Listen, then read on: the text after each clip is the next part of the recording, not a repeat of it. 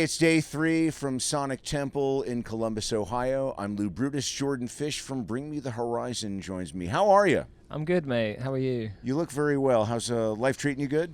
Yeah, all good. Yeah, just another day. Same Out old on the stuff. road. Out on the road. Wondering yeah. what city we're in. Exactly. And We finished today, so this is our very good. last day of our tour. Yeah, is that good for a performance, or is that maybe not good for a performance sometimes when your eye is on the finish line? It depends on how the tour's gone, how long it's been. But I feel like this is going to be one of those ones where we peak at the end because it's a good festival. And last time we played here was pretty crazy. So I feel like it's going to be a good one today. Everyone's up for it. Dip into your bag of embarrassments and tell me about maybe a tour not ending so good, not crossing the finish line as much as you, or in a way you'd like. We've had a few where sometimes you just get a bit fed up, but we try and do our best. We had one that ended quite badly in Vegas. The show was just a bit of a dud. So it's a bit of a downer when that happens. That was the last show of our entire last album cycle. So that was a bit of a shame. Is it just a case of, and even great bands have some nights that are better than others or lesser nights, but what do you do when you're in the middle of a set like that? It's a difficult one. I just try and, for me, if it's like not happening, I just try and give it my all, and then at least at the end feel like I've tried my best to keep the energy up. But we don't, to be honest, it doesn't happen often with us, but we have the odd one where things aren't quite perfect. So Ammo has done so well for you. It's been out since January, and I'm curious now that it's had a good amount of time to sort of percolate with everybody, what sort of response you're getting back from fans when you get to meet them one-on-one. It's good, mostly, to be honest. It seems like it's getting a lot of reaction, so a lot of people come up to, especially on this run. Actually, it's probably been the nicest fan experience I would say I've had in terms of meeting people. We've done a lot of signings and people waiting after the shows and stuff, and people have been really, really nice. So a lot of people are like super in love with it, and like they'll say things like, so proud of you guys for doing your own thing and keep doing what you're doing, and that kind of stuff can be quite you do take it on board when people say that kind of stuff. Right. But obviously the album's kind of controversial in our fan base as well, so it's been as we expected, really divisive, I guess. Do you read reviews? Do you go online and look at things, or you just try to avoid all that?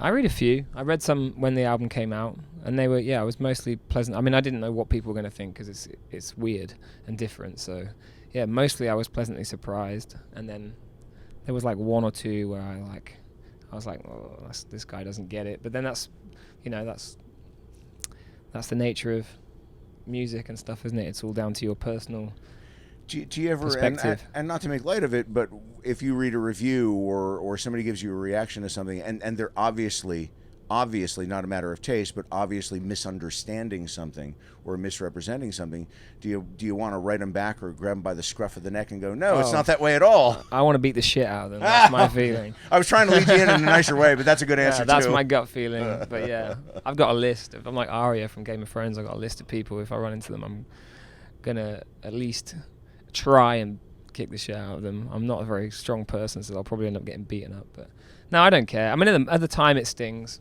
a little bit, but you win some, you lose some. At the end of the day, this album's taken us to places that I don't think we would have previously got to, and we're super proud of it. So that's kind of where it ends, really. Do you ever have family members who see negative things about you, who stand up for you, or who are upset by it or worried for you? I have the odd. I mean, obviously, my family like it, so they're super supportive. I had my wife get into an Instagram argument with one of my old friends. One of my old friends trashed the album, who I've known him since I was a kid, and he put it on his Thanks, pal. He put on his Instagram basically said it sucked, and I was just like, dude, what the fuck? I know you. Why would you do that? It's just weird. I mean, I don't mind if it's your opinion, but it's just I don't know, it's just not something I've experienced before from someone I know. Also, you'd think if they really thought that strongly about it, maybe they text you and reach out or see you, as opposed to, I'd put it on Instagram. I'd be equally offended if someone texted me saying they didn't like the album. Well, yeah, I suppose. I mean, you just don't say anything if you don't. I mean, Yeah. my friends and family. There's a lot of stuff they do that I wouldn't give them the most cruel, honest opinion because I like them. Yeah. I don't want to upset them. Yeah. It's different if you're creating with someone, then you have to. But you know. Yeah. So anyway, yeah, my wife jumped in and basically told him who's a dick.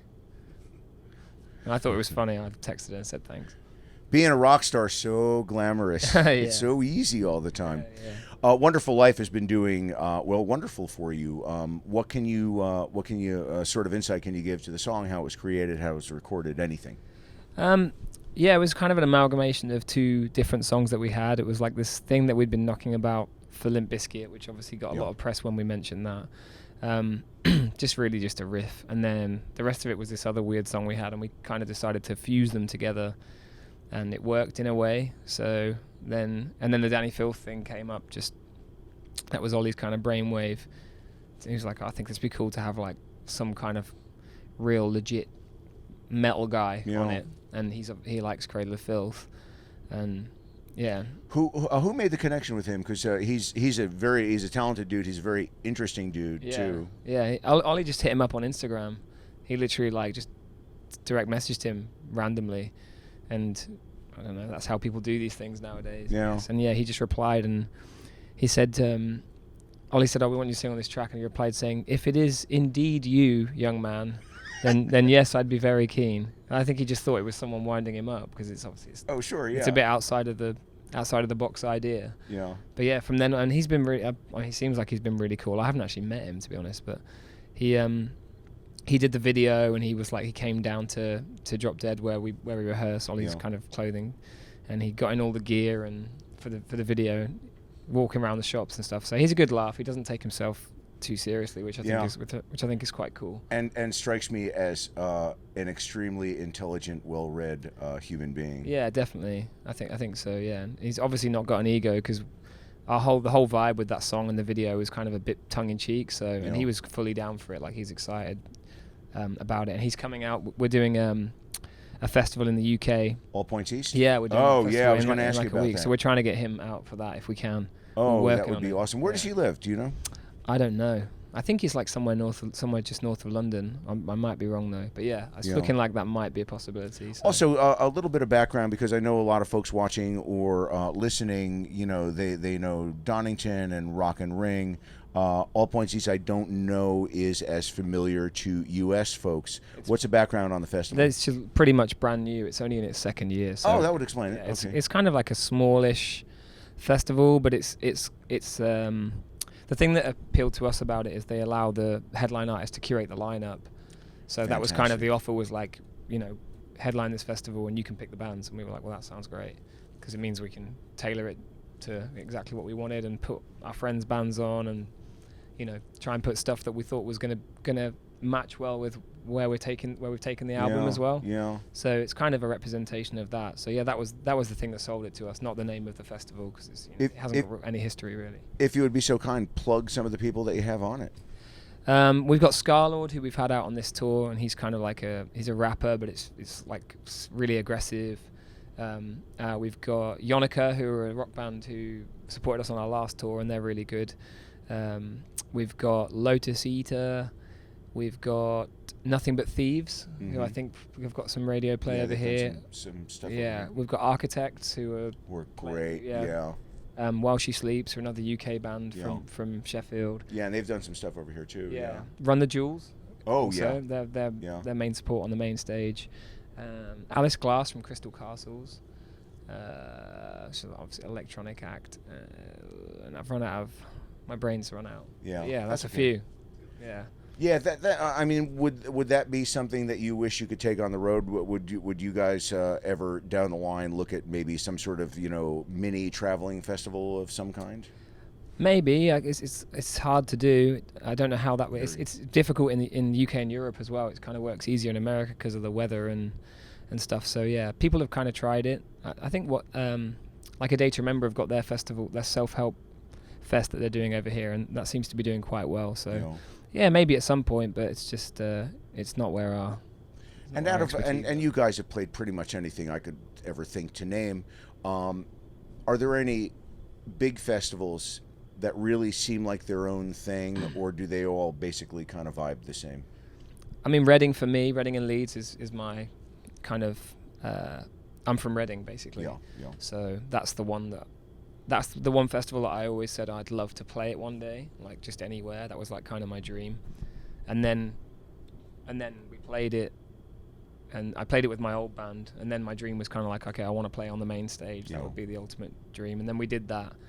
And then we did main support for Metallica. So now my dream is to headline Reading, really. That's kind of my pinnacle festival.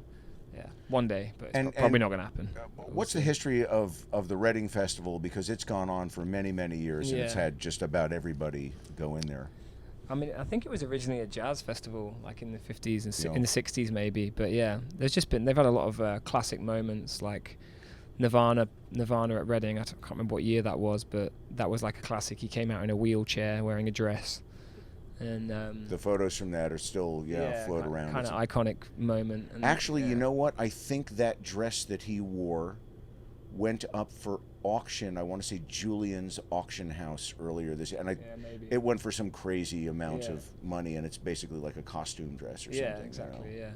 So for me, that's where that's my nearest festival. So that's kind of a classic. But I guess in Germany, Rock am Ring, Rock im Park, they have kind of a similar legacy. And when you have a big gig like that, or All Points East coming up, would that be something that a lot of family members are going to come out to, and you've got a lot of extra sort of duties to take care of? Absolutely, yeah. Reading, especially for me, I've got but it works because Reading and Leeds, they're kind of like the sister festivals. Right. Leeds is really near Sheffield, which is where all the other guys are from, and I live down south near Reading, so like we do a trade. I'll like give them all my guest list for Leeds, and then I take it all for Reading. Very democratic. Yeah. And this would be the same Leeds that is famous to, worldwide audiences, but particularly here in America, for the Who's Live at Leeds album, which is one of the great live records, maybe one of the best of all time. Yeah, that's the very same, yeah. Yeah. Good stuff.